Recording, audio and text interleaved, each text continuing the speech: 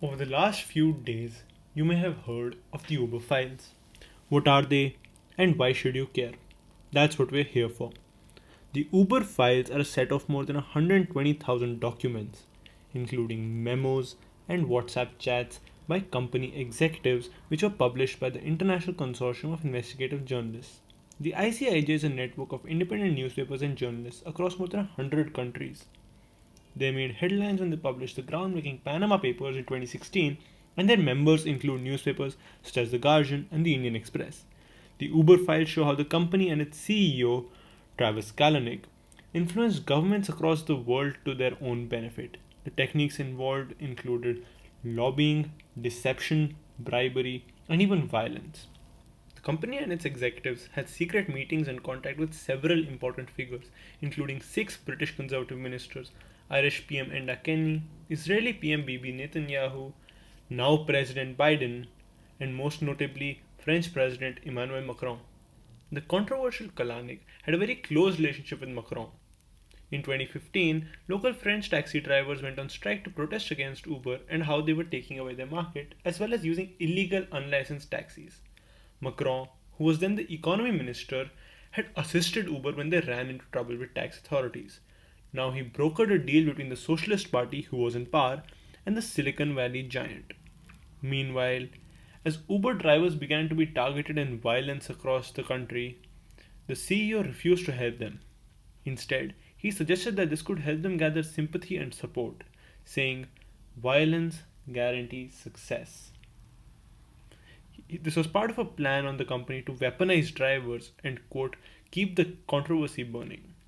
We also saw bribery, such as the EU Digital Commissioner getting advisory board positions in the company worth hundreds of thousands of dollars. Similar strategies were employed with media houses. Just weeks after the Delhi Uber rape case, we saw the Times Group invite Kalanick to their events. Following this, the digital arm of the Times Group made a strategic investment in Uber, worth about 150 crore rupees. And the company got favorable coverage in the outlets of the group, which include the Times of India, the Economic Times, Times Now, and the Mumbai Mirror. Lobbying partnerships were struck across the world with the ownership of publications such as the Daily Mail in the UK and Bild in Germany. The company also bribed academics and researchers into studies which favored them. The most disturbing discovery of all, though, was the kill switch, which we saw in action with the Delhi Uber rape case. On December 25th, 2014, a woman was raped by her Uber driver in Delhi when she was heading home and made headlines. Uber executives originally did not want to cooperate with the authorities, with Uber Asia head telling employees we will generally stall, be unresponsive, and often say no to what they want. This is how we operate, and it's nearly always the best. Get comfortable with that approach, don't let it distract you from your mission to dominate the market. They also illegally gained access to the victims' medical records and transferred them to the United States, leading to a huge class action lawsuit. The Delhi government banned the aggregator, and authorities started several investigations into the company's practices. This is where the kill switch comes in. The kill switch is present for all locations, and it blocks access to company data.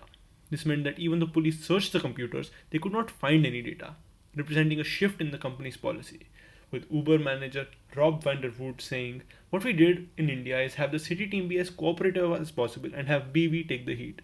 Example, whenever the local team was called to provide the information, we shut them down from the system, making it practically impossible for them to give out any info despite their willingness to do so.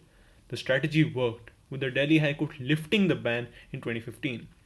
This was despite the fact that just 6 days after the incident, an executive reminded an employee that not everything was in their control and that sometimes we have problems because, well, we're just fucking illegal. Recent statements by Uber claim that these documents are outdated. The CEO left in 2017, with the company now following completely new business practices. However, a recent investigation conducted by the Indian Express showed some appalling statistics on the mandated panic buttons. Out of 50 cabs surveyed, the study found that 43 did not have panic buttons. Even out of the 7 that did, 5 did not work, leaving only 4% of cars with functioning safety measures. So, yes, the problem persists.